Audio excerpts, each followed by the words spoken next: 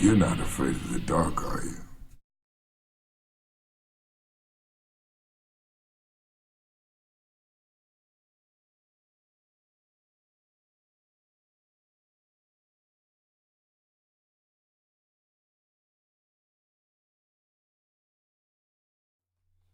Okay, peace. Welcome back to another segment on the Dark Warrior Perspective channel. Of course, it's Dark Warrior himself. And as you can see, family, what I've been doing lately within the last couple of episodes on the channel is going back to some of the archives of the magazines that illustrate a substantial amount of our history. Um, so, as a youngster, I took a lot of our older magazines for granted. They used to sit there in the center of the table, rather they're on the coffee table, not all your Jet magazines, Ebony magazines. In fact, the only when I was a kid, the only page that mattered to me was Beauty of the Week. But as an older man now, I wanted to really kind of share some of the things that I have in the archive. So today, we're going to take it to the next level. Um, in recent conversation I had with my brother, shout out to Truth the Story once again. The reason why I give so much credit to that brother is because he really, as much as history I've been studying within the last 20 plus years, there was still some portions of history that I was unfamiliar with. And mainly with one of the topics that we're about to get into, right, in the 19th century of African American history. So I really appreciate that brother, and I really appreciate him really taking time out to teach, and not only myself but many others who benefited from it. That being said, what I wanted to do was find an article that was written by one of our great historians. You already know who it is by seeing the picture at the beginning of the video, Dr. John Henry Clarke. So in this February 1974 edition in the Black World Johnson's publication, I decided that I wanted to share with you what I had read, in which Dr. Clarke had wrote um, roughly about 45 years ago. Okay, so no further ado, let's just get to it. All right, so we're going to open it up. You see right here, it's entitled "The Afro-American Image of Africa." It was written by Dr. Clarke. The Afro-American Image of Africa, John Henry Clarke, on page number 4. All right? So we're going to open it up. And as you can see, on your left-hand side, this is the only page that I'm going to have a double-sided, okay? And I'm only doing it for this reason. On the left-hand side, it says a historical report entitled "The Afro-American Image of Africa." All right? It was published with the permission of the Phelps-Stokes Fund in New York, which commissioned this paper for its October 1973 seminar. All right? But then later on, Black World put it in their edition in 1974, about a year later. All right? And this picture that you're seeing on the left-hand side, it is the shrine to the slaves, an old slavers' fort in Ghana being restored by Afro-Americans. So the fort right there in Ghana was being restored by Afro-Americans. So we are already there. And as you can see right here on top, the article is written by Dr. John Henry Clarke. So anyone that knows me knows that Dr. John Henry Clarke is my favorite historian of all time. Not to take away from those who was teaching him, such as your Arthur Schomburg and your John Henry Bruce and the others. But he's my favorite. Okay, we're going to go into his words, and we're going to circle around to what my brother Truth Historian has been talking about for the last couple of years. All right. So right here, written on my right hand side, from the 15th through the 17th centuries, the Africans imported to America regarded themselves as temporary settlers destined to return eventually to Africa. Their increasing revolts against the slave system, which culminated in the 18th century, showed a feeling of close kinship to the motherland, and even well into the 19th century, they called their organizations African. As witnessed the African unions of New York, Newport, and the African churches of Philadelphia, and New York. In the West Indies and South America, there was even closer indication of feelings of kinship with Africa and the East. This was from a speech, The American Negro and the Darker World, written by W.E.B. Du Bois, and it was delivered in New York City, April the 30th, 1957. Okay? So let me single this out so we can get started. I like to kind of like single the pages out so you can really pay attention to what's being written. All right? Now let's expand this. Scroll down. All right? Let us begin. Historical background. Crisis in the African family of nations began to develop early in the 15th century. It began slowly, like most tragedies, almost accidentally. The European awakening that had started with the Crusades was by this time of movement to explore and exploit large areas of the world outside of Europe.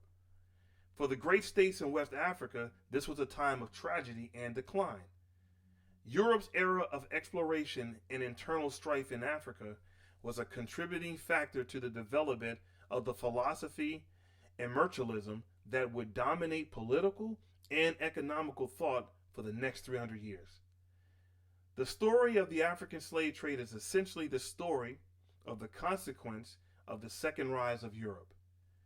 In the years between the passing of the Roman Empire in the 18th century and the partial unification of Europe through the framework of the Catholic Church in the 15th century, Europeans were engaged mainly in internal matters. With the opening of the New World and the expulsion of the Moors from Spain during the latter part of the 15th century, the Europeans proceeded to expand beyond their homeland into the broader world. They were searching for new markets, new materials, new manpower, and new land to exploit. The African slave trade was created to accommodate this expansion. The slave trade prospered and Africans continued to be poured into the New World. Figures on the subject varied, but it has been established that during the years of the African slave trade, Africa lost from 60 to 100 million people. This was the greatest single crime ever committed against the people in world history. It was also the most tragic act of protracted genocide. The great destroyer of African culture and the greatest exploiter of the African was the plantation system of the New World. The African was transformed into something called a Negro. He was demeaned. This is the thing that is uniquely tragic about the African slave system. Of all the slave systems in the world, no other dehumanized the slave more than the initiated by the Europeans in the 15th century. So for everyone that keeps talking about, well, slavery always been around, you name me one time in history in which slavery had not only dehumanized the people, not only stripped them of their complete culture and identity and their land, but it also fueled the world's economic power. Never. Until the transatlantic slave trade. That is a fact. Using the church as a rationale, they began to set up the myths and nearly always rid the African out of human history, beginning with the classification of the African as a lesser being. The Catholic Church's justification for slavery was that the African was being brought under the guidance of Christendom and that he would eventually receive his blessings someday, mainly when you're dead. In the English colonies, which became the United States, slaves were brought in small lots and often resold within weeks after purchase. This cruel custom broke up the African families and shattered their cultural continuity without completely destroying it. So they was able to break up your infrastructure of being a family, but still using you as a tool to build up their wealth. That's wickedly genius. Because oftentimes, once you break that whole family up, usually everything is completely done. But they found some ways to do so. The Afro-American connection with Africa is not new. In fact, this connection was never completely broken. Africa consciousness, in varying degrees, good and bad, has always been a part of the psyche of the African people, and forced exile in South America, the Caribbean islands, and in the United States.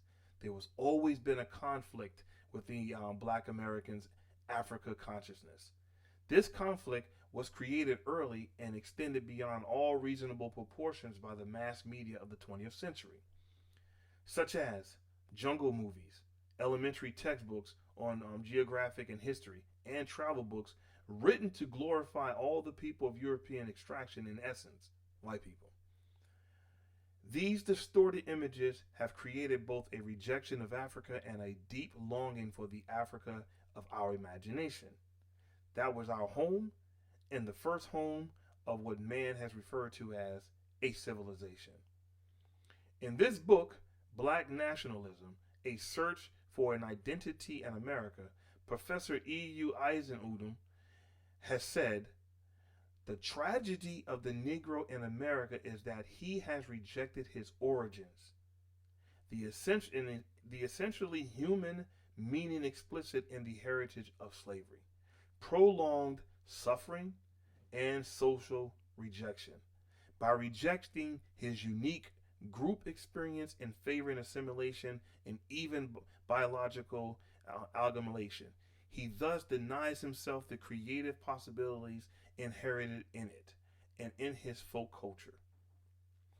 This dilemma is fundamental.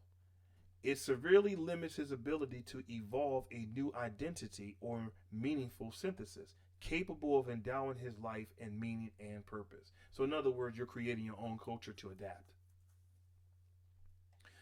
This most revealing statement is only true in parts. In specific cases, the charge is true. In a general sense, the charge is neither true nor fair. There is more diversity in the lives of Black Americans than among other Africans in exile. The cruel nature of our experience and our survival was dictated this. So what Professor Eisenudem has said and is basically true about some aspects of Afro-American life. Dr. Clarke continues to write, contrary to what he says, most of the literate Africans in exile have always had a positive view towards Africa. That is a fact. And we're going to be getting into that shortly in this article. They have rejected the image of Africa as a backwards and barbarous land. To the extent that the information was available, the early Black writers and thinkers made every attempt to locate Africa on the map of human geography. They soon discovered that Africa and her people had a history older than the history of their oppressors. They also learned how and why the Europeans came to Africa in the first place, and the circumstances in Africa and in Europe that set the slave trade in motion. Stop right there. This is the reason why it's very important for you to understand that when Dr. Clarke went to go meet Arthur Schomburg for the first time, Arthur Schomburg told him to go to Europe, study your oppressors first, and then come back to me, and then we'll start teaching you about your own history, because you have to learn about their history first. They learned why the Christian church had to how to rid the Africans out of the respectful commentary of human history. There's no other way to do so. In order for me to completely be empowered, how else am I going to do so if I make sure if you're still standing strong with a superior mindset and a connection to your own God and your own identity? While the pretense was that Africans were being civilized and Christianized, this was really the beginning of what Walter Rodney has called the underdevelopment of Africa. You got to get that book on your shelf, and may he rest in peace. They assassinated him and buried him into some unknown grave down there in Guinea, and it looks like a dump. In his book on the subject, Professor Rodney analyzed the first European impressions of the people and cultures on the west coast of Africa. Several historians of Africa, he pointed out, after surveying the developed areas of the continent in the 15th century, and those within Europe at the same time, find the difference between the two in no way to Africa's discredit. He quotes a Dutch account of the city of Benin in West Africa to prove that, at first, the Europeans compared African cities and cultures favorably to their own. The statement reads, this is the what's being stated on how the Dutch viewed the city of Benin in Nigeria. The town seems to be very great. When you enter into it, you go into a great broad street, not paved, which seems to be 7 or 8 times broader than the Warmo Street in Amsterdam. The King's Palace is a collection of buildings which occupy as much space as the two of Harlem, and which is enclosed with walls. These are numerous apartments for the prince's minister and fine galleries, most of which are big of those of exchange in Amsterdam. They are supported by wooden pillars encased with copper, where their victories are depicted and which are carefully kept very clean. This is his description of the great city in Benin.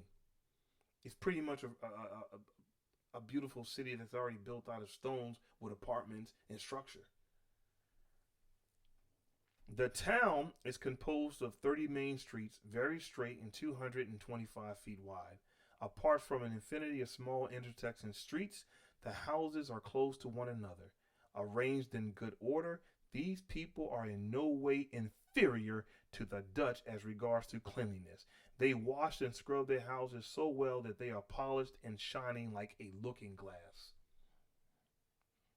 Professor Rodney further documents how a highly developed Africa became undeveloped and how the Europeans changed the image of Africa in order to justify the slave trade that followed. He calls attention to the economic, religious, social, and political structures in Africa as the Europeans found them, and shows that thus purely African institutions began to decline with the increase of European presence and the spread of the slave trade. So just as like much parasites, they came right into a civilized country and a civilized nation, and as the more of them came, the civilization that existed started to what? Deplete and become dilapided. Contrary to the massive European propaganda literature on his subject, Europeans brought nothing constructive to the countries of Africa. They played one nation off against another to gain slaves and brought chaos to the African political and economic structures. The Africans' image of themselves began to decline. Africa was made into a market for cheap European goods, much of it inferior to crafts previously produced in Africa. Yes, because if their stuff was so darn great, why was they stealing all the artifacts out of Africa and now they're in museums up there in Europe somewhere or in the bottom of someone's basement or in their homes? This is especially true of the cloth made in Manchester, England, that was sold almost exclusively in Africa. The Africans' skill in manufacturing for themselves and marketing among themselves declined. Yeah, they started to break up our self-exchange, our independence. Some African heads of the states requested aid in the fields of technology and medicine, in which the Europeans were more advanced at the time. These requests were refused for fear the Africans might develop to a position where they could commercially compete with the Europeans. See, they're stealing all of your artifacts and information, but they're not trying to do a fair exchange to make you advance because they have an inferiority complex. They are always afraid that you're going to try to outdo them and treat you the same way they've been treating us. And thus began the scheme of African underdevelopment that continues to his very day. The commercial underdevelopment helped to accommodate other distortions, such as the image of Africans as a people without a history and a culture. Some of the most outstanding of the Africans in the West and others who are comparatively unknown look through these distortions in search of a true Africa. These writers and black patriots kept a respectful image of Africa alive and maintained the African connection through correspondence, research, and occasionally travel to Africa. In his essay, The African Roots of the War, written for the Atlantic Monthly, May 1915, the great Afro-American scholar W.E.B. Du Bois decries the fact that there are those who would write world history and leave out the most marvelous of continents. Particularly today, most men assume that Africa lies far afield from the center of our burning social problems, and especially from our present problem of world war. Because at the time, remember now, World War I has already kicked off. Yet, in a very real sense, he goes to say Africa is a prime cause of this terrible overturning of civilization. In Africa are the hidden roots, not simply of war today, but of the menace of war tomorrow. Always Africa is giving us something new, or some metempsychosis of the world old thing. On his black bosom arose one of the earliest, if not the earliest, of self-protecting civilizations, and grew so mightily that it still furnishes superlatives to thinking and speaking of men. Out of its darker and more remote forest vastness came, if we may credit many recent scientists, the first welding of iron, and we know the agriculture and trade flourished there when Europeans was in a wilderness. That is a fact. We're already smelting iron, and we're already being productive while they're still in the Ice Age. They're still painting themselves blue, eating unseasoned raw meat, half naked, with no religion whatsoever, because they were pagans. Nearly every human empire that has arisen in the world, material and spiritual, has found some of its greatest crises on the continent of Africa. From Greece to Great Britain, as Mommsen says, it was through Africa that Christianity became the religion of the world. That is a fact, simply because there was already a spiritual system in play in Africa, and when the Europeans began to come into Africa, they began to plagiarize that spiritual system and began creating a religion. In Africa, the last flood of dramatic invasion spent itself within hearing of the last gasp of the Byzantium. And it was again in Africa that Islam came to play its great role of conqueror and civilizer. Started coming out of East Africa, and under the new banner of a new religion, they started enslaving the African. And of course, people like Tip was leading much of the slave trade and breaking down the interior of the Africans under Islam. 800 years before Christianity started doing it, approximately. In the reestablishment of the connection with Africa and in the search for a more enlightened image of that continent and its people, the early black writers in the United States soon learned that Africa was an important factor in world history, and that in the great human drama of the rise and fall of nations, Africans had played every role that saint to buffoon.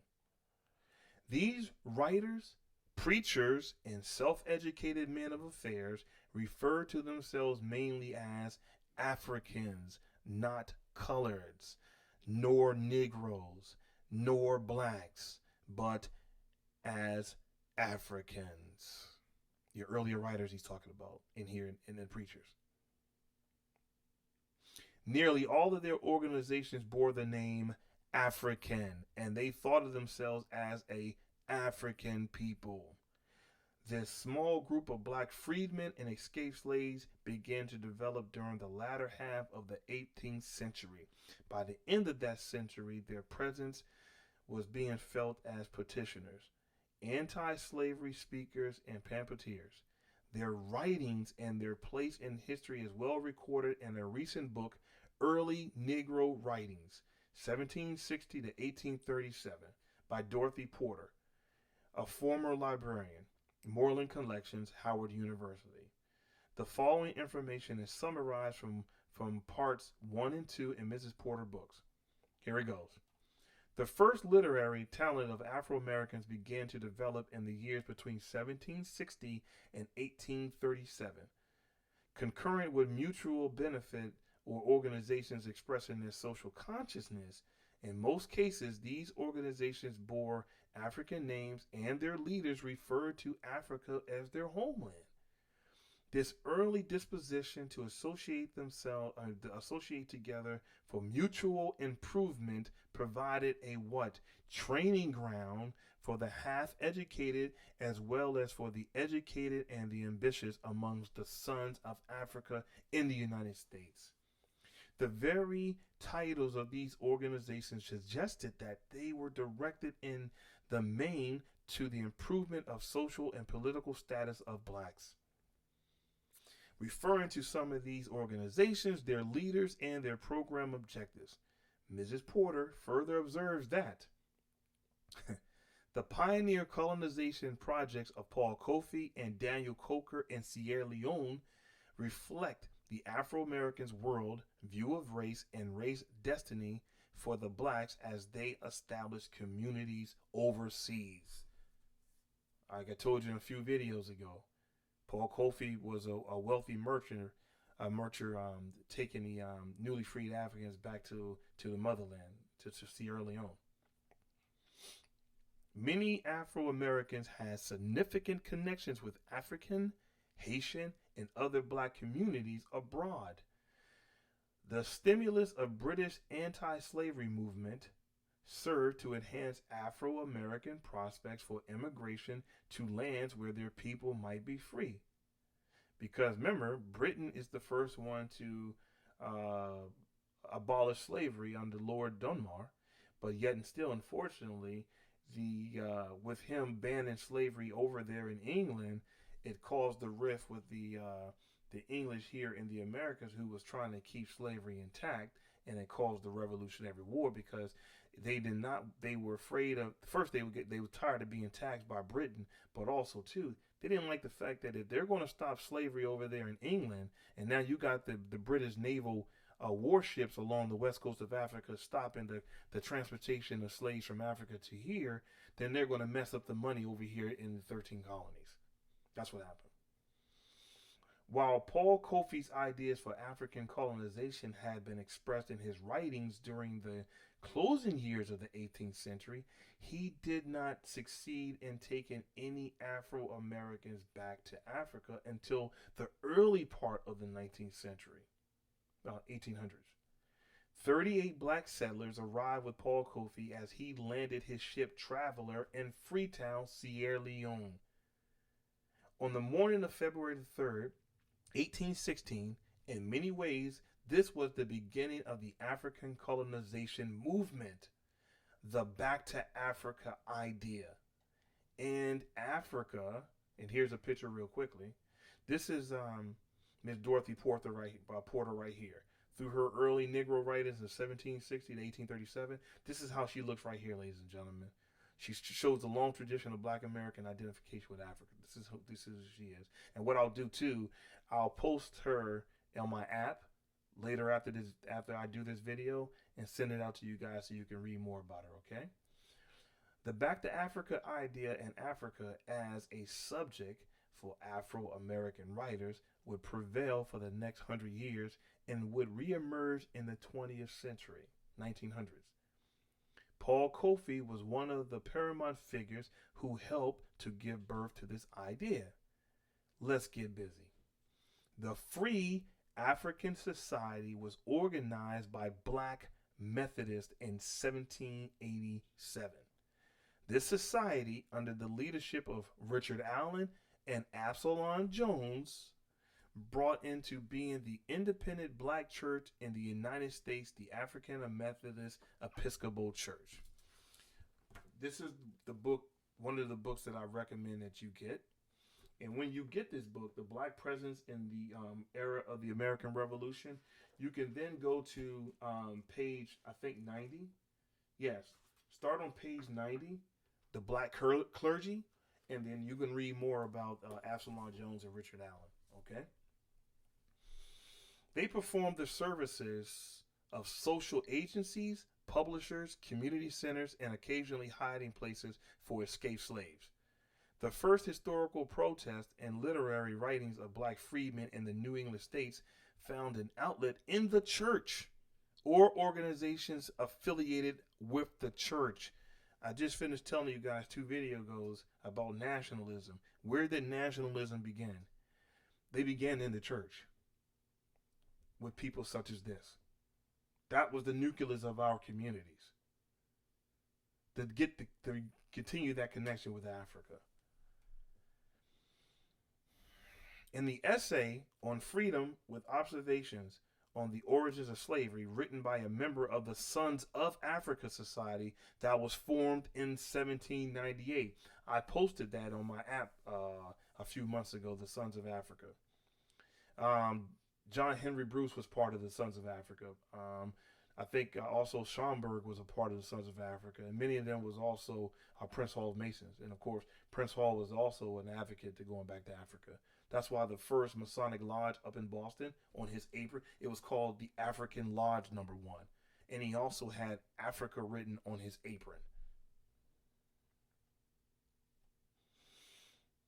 Now, blacks were encountering and seeking freedom, and expresses appreciation to the people of the city of Salem, Massachusetts, for showing signs of his approbation of the Africans' freedom. These pamphlets, broadsheets, and monographs will continue to appear throughout the first half of the 19th century, and their writers will help to establish the early black press in the United States. That's why you got to start getting into their early writings, and you start talking about the Freedom's Journal, which was the first Afro-American newspaper that was written. Some of these writers became editors of such papers such as, what did I just say? The Freedom's Journal, the North Star, and the Anglo-African Magazine. The subject of the colonization and migration to Africa was debated in the pages of these publications. Many blacks who were sure about Africa being the homeland of their people were not sure about returning to Africa, which is quite understandable. Many of them was out of a couple generations out of slavery. Culture's different, don't know the language, don't know the landscape, and also, honestly, some felt as though we bled in the Revolution War here. I was born here. Why should I go anywhere else? I have no problem with that. Others saw the return to Africa as the only solution to their problems.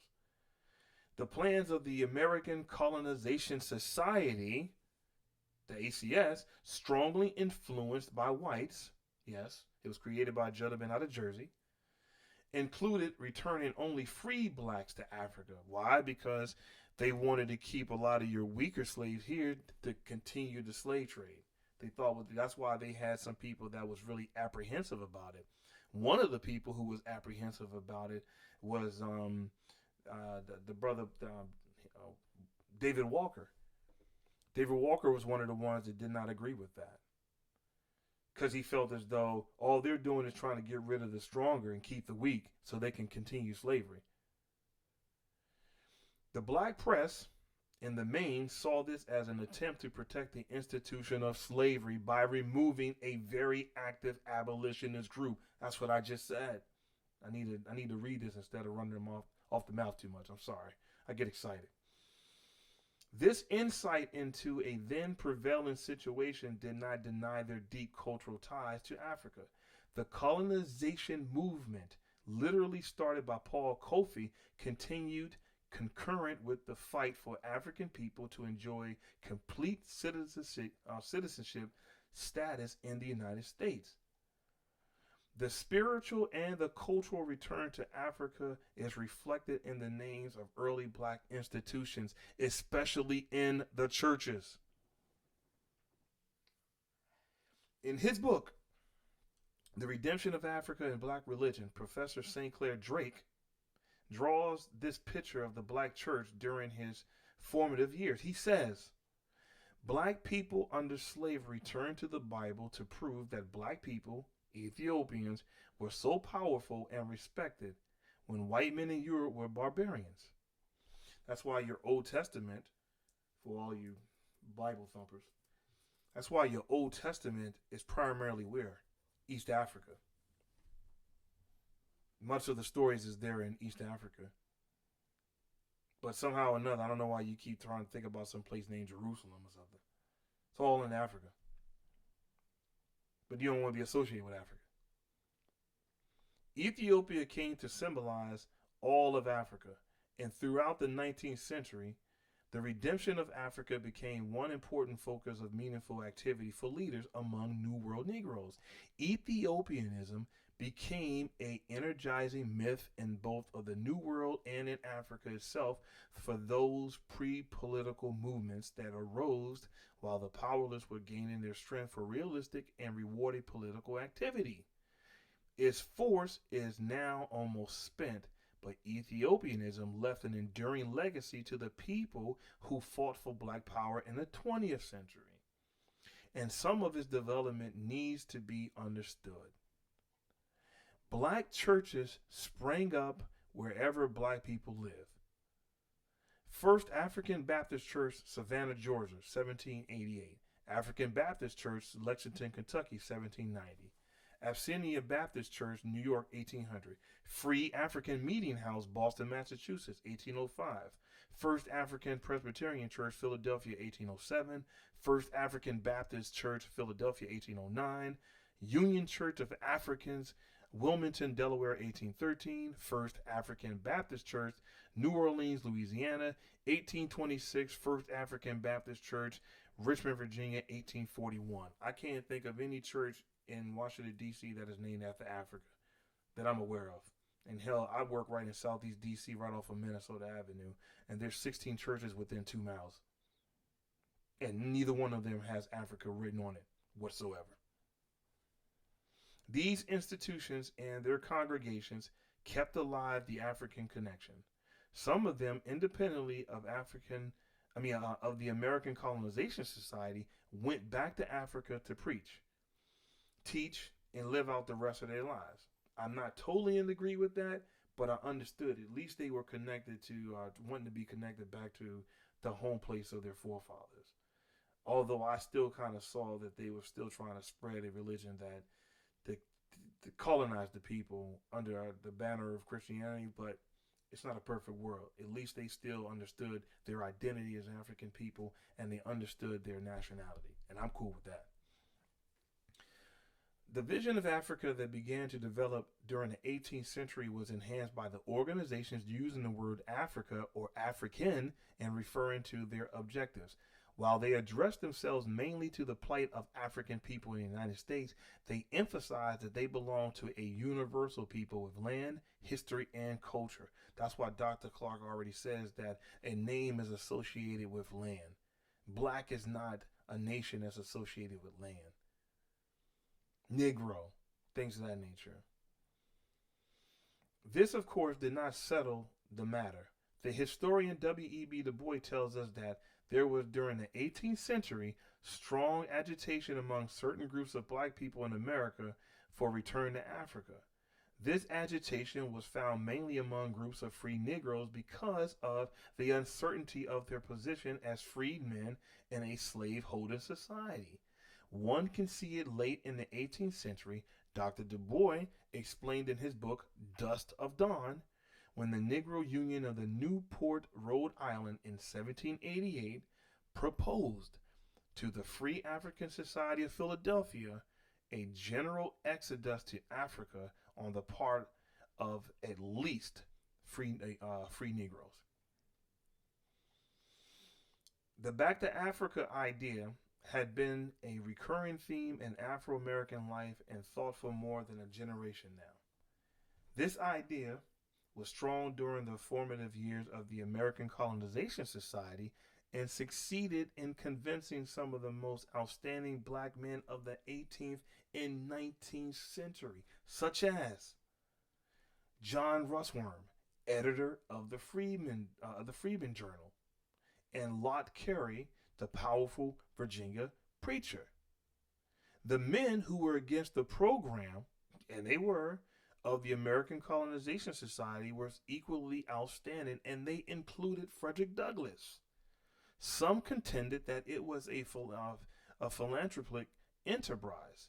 Others considered it a scheme for getting rid of a free people of color because of the seeming menace they were to slavery. In the year of 1829, 2 events occurred that brought radical change and much debate. To the black movement in the United States, John B. Russwurm abandoned his opposition to the American Colonization Society. Remember, he's the editor of Freedom's Journal. He's part owner of it. So he's not in agreement with the American Colonization Society. Just sit tight with me. And announced that he'd been converted to the view that free Negro could help himself and his race best by giving strong support to Liberia. The establishment of this state on the west coast of Africa was a historical turning point in the black Americans' attempt to return, in body as well as in mind, to their African homeland. The other event was the publication of a document now best known as the David Walker's Appeal. In Liberia, John B. Russwurm moved to a position that today would be called Black Nationalism. He established another newspaper, the Liberia Herald. In fact, because he was moving more towards not agreeing with the American Colonization Society, is the reason why it caused a rift in the Freedom Journal, and it only lasted for 2 years. Because much of their supporters and financiers of the newspaper was coming from white people, because blacks at the time didn't have the money to keep up with putting towards the newspaper. So it caused a rift with a lot of white supporters. Okay. He established another newspaper, the Liberia Herald, and served as a superintendent of schools. He further distinguished himself as governor of the colony of Cape Palmas, that was established in Liberia by the Maryland Colonization Society. I posted that on my Dark Warrior app some months ago. I think almost a year now, and also on my Facebook page. But I'll send you a friendly reminder. As a result of the David Walker's Appeal, the debate over the destiny of Afro-Americans was lifted to a new level of consciousness. It has been said that if any single event may be said to have triggered the Negro Revolt, it is the publication of David Walker's Appeal to the colored citizens of the world. I've read the David Walker Appeal 3 times, and I got to tell you, as brilliant as the ancestor was, their writing was it was spectacular, but sometimes it can get a little dry. So it takes time to go through it, but I've read it, and I got to tell you straight up, man, he was not playing. Hey, we need to get together and start putting this work in and be free people. The slave-holding South saw it only an incitement to servo rebellion, and went to fantastic lengths to suppress it. Even in the North, where slavery was generally opposed in principle, the moderates insisted that the time for the abolition had not yet come, and agreed that the pamphlet was inappropriate and incendiary. I'm sure they did. With the appearance of the appeal, a more militant fight against slavery was born. And calling for the slaves to take up arms against their masters, David Walker went beyond nationalism. And saw slavery as a crisis affecting African people everywhere. In the years of 1830 and 1850, the debate over the plans of the American Colonization Society continued. The society was still white dominated and held in suspicion by a large number of black Americans. Yes, every time they are dominated, and it's so funny, every last one of our organizations is predominantly dominated by someone who doesn't look like us. And if they're not predominantly dominated, they're predominantly controlled. NAACP. In this article, Pan-Negro Nationalism in the New World Before 1862, Professor Hollis R. Lynch has pointed out why men like Paul Kofi and John B. Russwurm gave their support to the American Colonization Society despite having some misgivings about some aspects of their program. Whatever the motive of the society leaders and supporters, Professor Lynch says the society was creating a Negro state in Africa. A pioneer editor and freedom writer died in Liberia. In 1851, John B. Russwurm, a pioneer editor and freedom fighter, died in Liberia. And in the same year, Edward W. Blyton went to Africa and established himself in Liberia. Why do these names keep coming up, ladies and gentlemen? It's rhetorical. He was destined to become the greatest black intellectual of the 19th century. He concerned himself with the plight of the African people the world over, and eventually built a bridge of understanding between the people of African origin in the West Indies, the United States, and Africa. More than anyone else in the 19th century and during the early part of the 20th century, Edward W. Blyton called upon the black man to reclaim himself in his ancient African glory. The concept now called negritude was started by Blyton. In the decade that led to the Civil War, a new renaissance of interest in Africa by Afro-Americans was reflected in the black press and in the speeches of the growing number of black men in affairs, mainly Martin R. Delany. Delany was proud of his African background and of the Mandingo blood that flowed in his veins. He was one of the leaders of the Great Debate following the passage of the Fugitive Slave Act in 1850. He was the spokesman for the black people who felt that the bitter climate in America had made life unbearable for them. Delany was the strongest voice in several conventions of free blacks to discuss plans for immigrating to Africa. In 1859, he led the first and only exploratory party of American-born Africans to the land of their forefathers. Yeah, in 1859, he's taking all of the American-born Africans here, and he's taking them back over there in the region of the Niger River, in the area that is now Nigeria.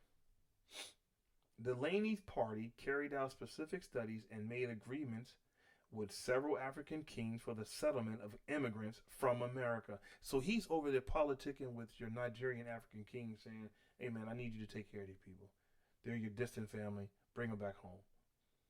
Martin Delany was accompanied on this expedition by Robert Campbell, a Jamaican who had been director of the scientific department of the Institute for Colored Youth in Philadelphia and a member of the International Statistical Congress in London. His account of the expedition can be found in his book, A Pilgrimage to My Motherland, an account of a journey among the Igbos and Yorubas of Central Africa in 1859-1860.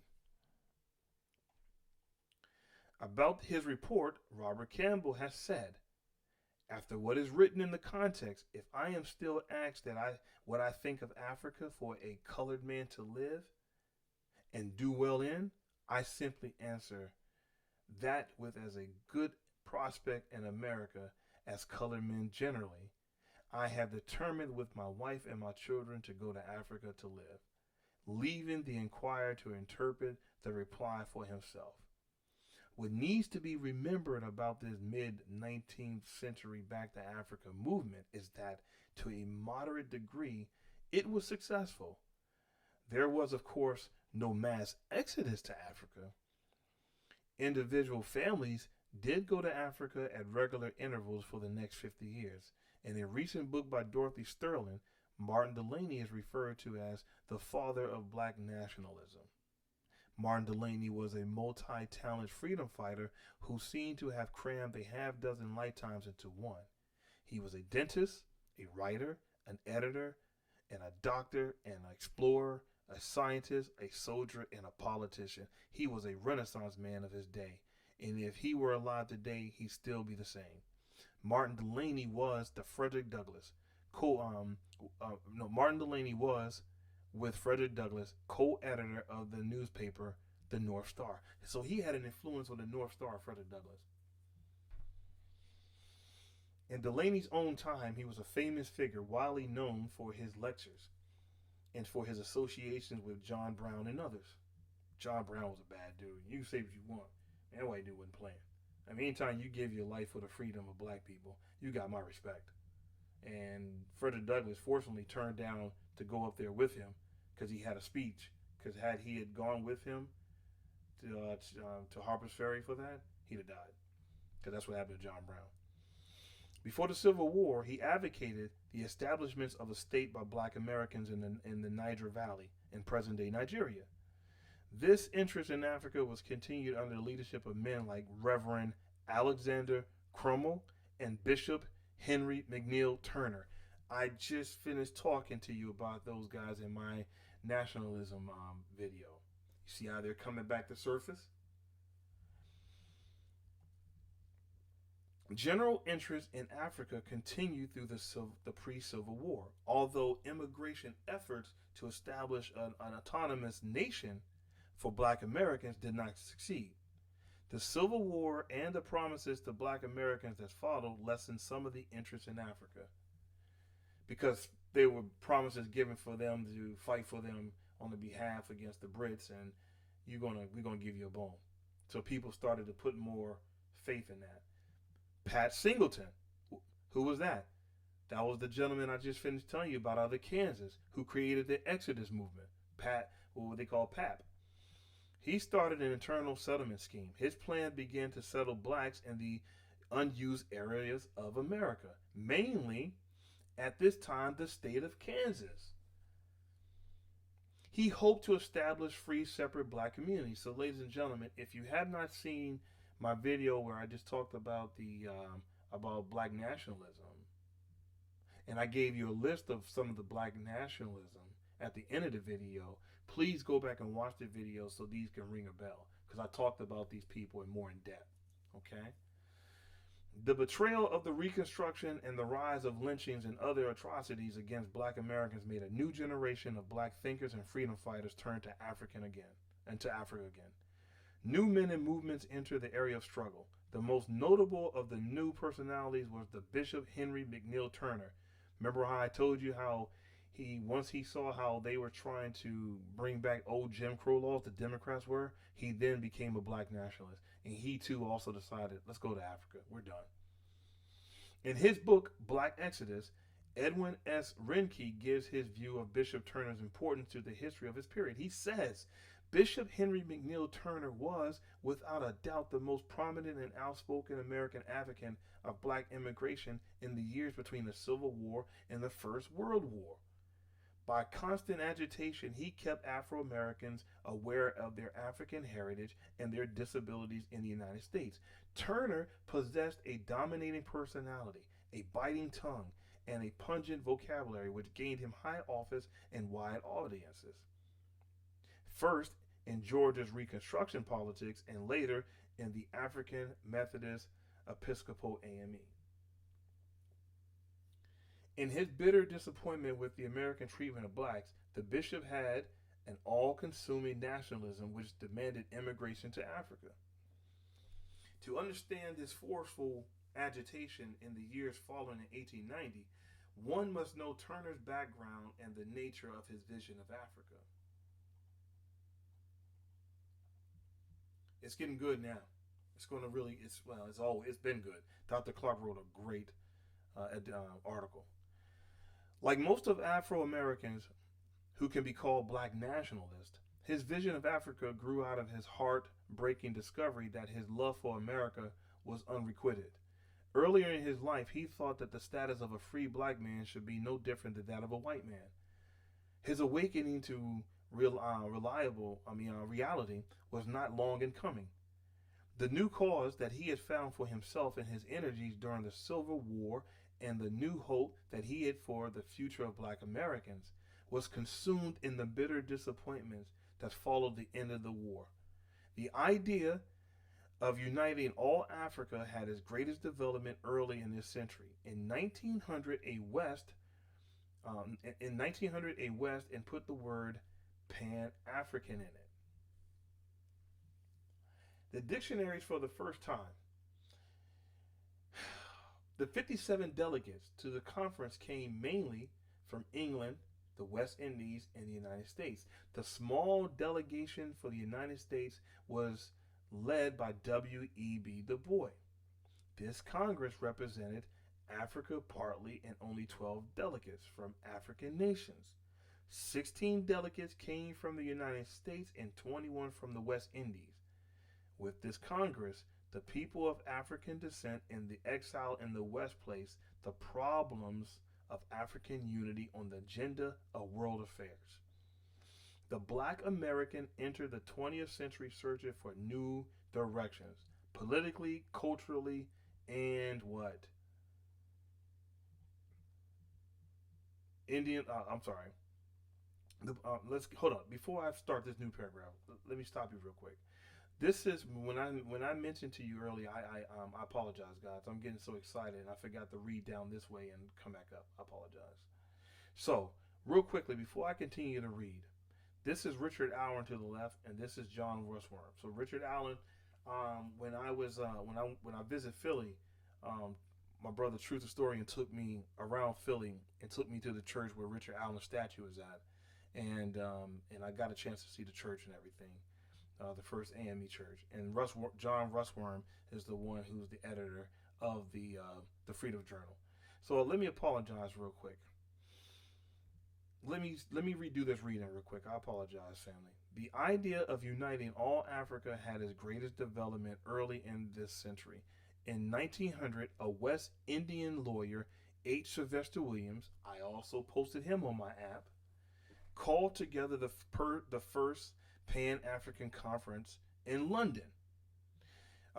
H. Sylvester Williams was coming out of Trinidad, which pretty much, I won't lie to you, Pan-African movement pretty much was coming out of the West Indies and spreading and connecting with what's going on here in the Americas. He also later on ended up in Canada, where he was a lawyer and he was helping a lot of the Canadians, the newly freed Africans out of slavery up there to go over to Liberia. Okay. The African Congress, a conference in London was in around early 1900s led by W. Du Bois. All right. So this meeting attracted attention. I apologize, guys. And when it attracted attention, they then they put it Pan-African. And of course, that's when I just indicated to you all the delegates and everything. W.E.B. Du Bois and all of them set it up, and they had it over in England. William Blyton did not like that. He thought it should be done in Africa, not England, so he didn't attend. There was some scuttlebutts about that. Okay? So the Black American entering the 20th century searching for new directions politically, culturally, and institutionally, new men and movements were emerging. The Niagara Movement, we know of, under the leadership of W.E.B. Du Bois and Monroe Trotter, was born in 1905. Some of the ideas of the Niagara Movement went into the making of the NAACP in 1909. The Black American interest in Africa continued, but was abated by the burden of troubles at home. The end of the First War brought no improvement to the lives of Black Americans. In fact, it was worse. Because right after the First World War, look what they did to Tulsa, Oklahoma in 1921. In fact, look what they did in the Red Summer of 1919 when they started going through all the cities, the major cities, and started destroying all of our progression in the Red Summer of 1919. And then in 1921, then you got the destruction of Black Wall Street. The Black American interest in the Africa continued, but was abated by the burden of troubles at home. The end of the First World War brought no improvement to the lives of Black Americans. The then prevailing conditions made a large number of them right for the militant Africa-oriented program of Marcus Garvey. So really, how we were being treated, rather the World War, gave even more power to what Marcus Garvey was saying. So he came at the right time. In the appendix of the second edition of his book, The Black Jacobins, the Caribbean scholar C.L.R. James observed that two West Indians, using the link of negritude, wrote their names imperishibly on the front pages of the history of their times. Professor James is referring to Amy Cesare and Marcus Garvey. And you got Frederick Douglass, and you got Martin Delany. Okay? He places Marcus Garvey at the front of the group in the 20th century. Black radicals whose ideas and programs still reverberated within present-day liberation movements. Marcus Garvey was a man of his time who, in retrospect, was ahead of his time. This is proved by the fact that his ideas had resurfaced and are being seriously reconsidered as a major factor in the liberation of the African people the world over. Professor James further reminds us that Marcus Garvey, an immigrant from Jamaica, is the only black man who succeeded in building a mass movement among Afro-Americans. He advocated the return of Africa to the Africans and the people of African descent. He organized, maybe too hurriedly and with a shortage of competently trained people. He was moving a little too fast. And from my readings of Marcus Garvey, he was a little stubborn. That's why he and a few of his other supporters, did not, like Hubert Harrison. They used to always beef. They used to bump heads because he was really strong-minded. All right. So his trained people, the institutions and enterprises that would make this possible. His movement began to develop an international framework around 1921. By 1936, the structure of the movement was shaken by internal strife and power-hungry personalities fighting for control. This is still going on right now. This infighting was what led to the arrest, trial, and subsequent deportation of Marcus Garvey. This is the bare essence of the situation. C.L.R. James extends the explanation in this way, and I have a couple of his books too. That I'll post a lot of these books. I'm going to be doing a book review so you can get a better understanding of how these books look. He states, but Garvey managed to convey to Negroes everywhere and to the rest of the world his passionate belief that Africa was the home of a civilization which had once been great and will be great again. When you bear in mind the slenderness of these resources, the vast material forces, and the pervading social conceptions which automatically sought to destroy him, his achievement remains one of the propagandist miracles of this century. After the deportation of Marcus Garvey and the beginning of the Great Depression, interest in Garvey and Back to Africa idea declined, and it was not rekindled until the Italian-Ethiopian War of 1935-1936. That is when Afro-Americans was actually bearing arms to go and volunteer to help Ethiopia fight against Mussolini. And America was preventing African Americans from doing so, for the exception of a few people who escaped to help with the war. Okay. But they were allowing a lot of the Italian white boys to go fight on the behalf of Italy to try to take over Ethiopia. This war and its implications for African people at home and abroad stirred the latent African consciousness in the black communities in the West. In the fall of the 1935, during this crisis, a young Ghanaian student named Kwame Nkrumah came to America to attend Lincoln University. A number of study groups showed an interest in African history, the best known being the Blyden Society, named after the great nationalist and benefactor of West Africa, Edward Wilmot Blyden. I personally remember Kwame Nkrumah. This is Dr. Clarke speaking. I personally remember Kwame Nkrumah attending several meetings of this society. He was also active in the Ethiopian Students' Union and other African student associations.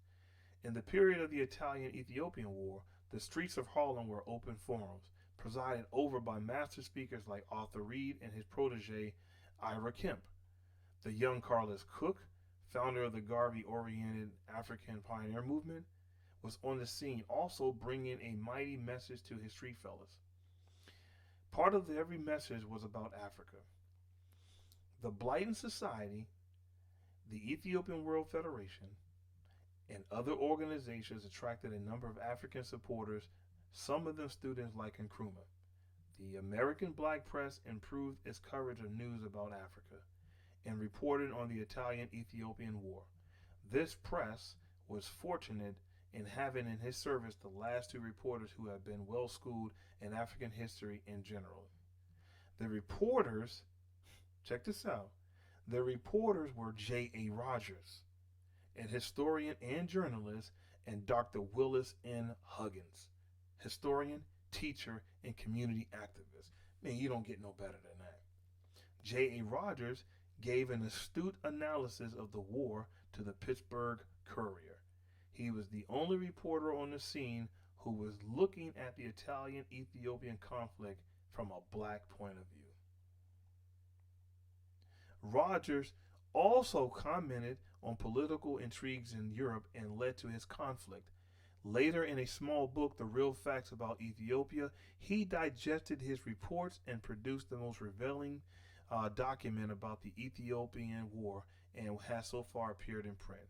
Dr. Willis N. Huggins, a high school history teacher and founder of the Blind Society for the Study of African History, went to Geneva and reported on the League of Nations meeting concerning the war for the Chicago Defender. Dr. Huggins had already written 2 books on Africa, A Guide to Studies in African History and Introduction to African Civilization. In the collective talent of the J.A. Rogers and Dr. Huggins, the Afro-American press was fortunate enough to have observers who could see through the suffrage and pretenses of European powers and their frantic schemes to keep their African colonies. Both Rogers and Huggins saw behind and beyond the headlines and foretold the future repercussions of Ethiopia's betrayal. Their reports were high watermarks in the Black American journalism. After the Second World War, African consciousness was reflected in the literature and activities of the civil rights movement. Black newspapers began to pay more attention to items about the developing crisis in Africa, concurrent with their interest in personalities like Martin Luther King. The coverage of the news about Africa was accelerated with the rise of the independent movement on that continent. This acceleration reached some kind of ceremonious plateau of excitement in March 1957. The week the West African nation called the Gold Coast gained its independence and took the ancient name Ghana. Dr. Kwame Nkrumah, the first Prime Minister of Ghana, became a national hero to Afro-Americans. The African freedom explosion had set in motion. Now you see why many of us have an affection towards Ghana, because Nkrumah was really involved in coming here, being good friends with Dr. Clarke, getting involved into the African American movement, along with helping establish Pan-Africanism on the continent. It's not so much because every Black American feels as though African America or whatever feel as though they're from Ghana. No, it's a close affection because the first Prime Minister had love for us.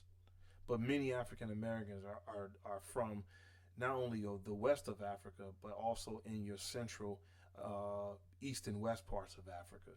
Not east. If you're from East Africa, then oftentimes you're talking about Ethiopian or Eritrea or something like that. But the vast majority of us is from West Africa.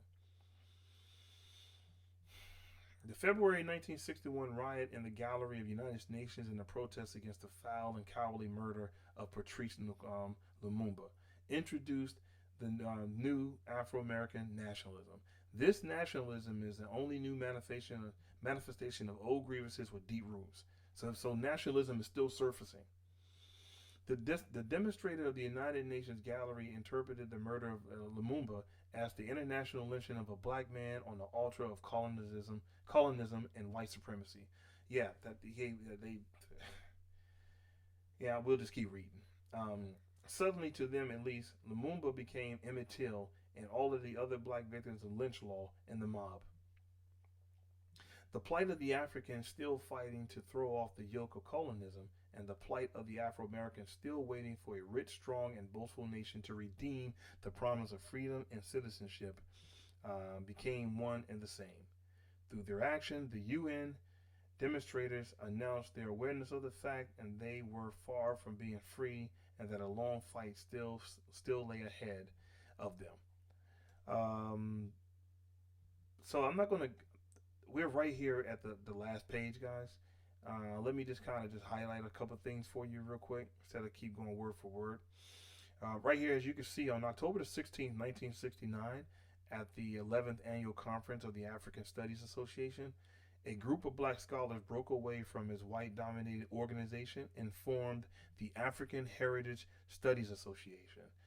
The first president of the association explained the objectives of the organization in this manner. I'm going to read this, and that's the end, okay, guys? So, the intent of the African Heritage Studies Association is to use the African history to reflect the world union of African people. We do not believe that the closely connected group of white authorities in Africa are interested in such a union. In fact, we think the idea frightens them because this means that they will lose control of information about Africa. They resent the ideal of any black person taking it upon themselves to question their authority and examine their credentials. That is precisely what the members of the African Heritage Studies Association intends to do. First, they intend to ask for an entirely new approach to African history. This new approach must begin with new frame of references. What and who are the African people? We make no sharp distinction between the Africans in Africa and the people of African descent in other parts of the world throughout the diaspora. This at once projects the possibility of a world union of African people. First, we will call for a new frame of reference in all matters relating to Africa. We reject Black Africa because it presupposes that there is a white Africa, and that's what I don't like either. When you say Europe, people don't think, well, you're talking about white Europe or Black Europe. But as soon as you say Africa, well, you're talking about somebody's always got to say Black Africa. You know, black or white. Africa is black. That's it. Everybody else is nothing but invaders. Or you're darn on Chinese. You're darn on your French, all your Europeans, your Arabs, the Dutch, your Germans. All of y'all are foreign. All of y'all invaders. You ain't African. I got a little mad. I'm sorry. The term Negro Africa is offensive to us because there is no such thing as a Negro. This word grew out of the European slave trade and the colonial system in which it fails to relate the people of African descent to land, history, and culture. That's why they're calling you these names. Our original place of origin was Africa, and no matter where we live on this earth, we are African people. Our approach to African history and culture everywhere will be in the keeping with this definition. We intend to use history as a force for our liberation and as a bias of African world unity. We depend on an honest and creative approach to the history to tell what we have been, what we are, and what we must be. All right, so that concludes my reading of this article that was written by Dr. John Henry Clarke. I really hope that you enjoyed the reading. I know sometimes it can get a little dry, but I do my best to try to entertain it by interjecting some of my opinions without taking away from the substance. But I want to reiterate something really closely. I see in here that there's this movement of resent, that people cannot accept the fact that that though you don't have to be a Christian, you don't have to subscribe to Christianity, you don't have to agree with its ideology, and I have no problem with that. But what I don't like, and what I'm hoping that people will really understand, is that the black church and many of the people who was rooted out of the black church has done more for the progression of African Americans than any other organization in this country. That is a fact. All your nationalists came out of the church. All of your Pan-Africanists came out of your church. All of your doggone rebellions came out of the church. The church has always been the central nucleus of our progression, because that's where our meeting was. All those organizations that we was creating was attached to our religious beliefs. But one thing that you really have to give credit for, and that is your early founders of those churches, although they still understood their nationality, and you need to learn how to separate nationality with religion. I can't think of any Pan-African nationalist, because it wasn't. You see, the problem is there's such a deep disdain against the church. I don't have a disdain against the church. I just don't agree with Abrahamic religion. It doesn't mean that they're still not of African people. It just means that we have religious or spiritual differences. But I still got to give Richard Allen and Absalom Jones and all these other men where they're just due. And I hope that's what you take out of this video. So with no further ado, thank you for tuning in for another episode. Please like, share, subscribe to the channel. Definitely download the Dark Warrior Perspective app. And like I said, I really appreciate my brother turning me on to this bit of information of our history and made me become more of a student of it, man. So with that, I say peace to everyone.